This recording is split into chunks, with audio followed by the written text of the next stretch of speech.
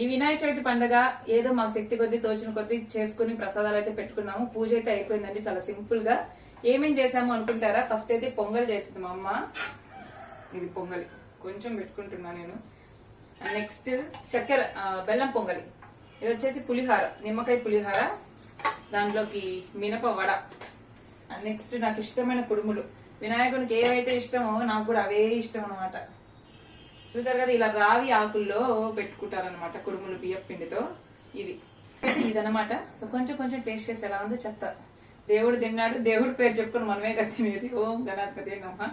ఈ పండగ రోజు చెప్తున్నా కదా, పొంగలి చాలా టేస్టీ కుదిరింది.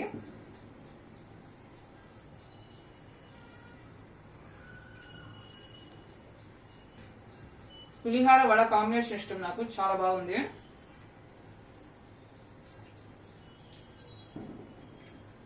ఇవన్నీ పండుగ స్పెషల్ పులిహోర వడ పొంగలి కుడుములు. బాయ్.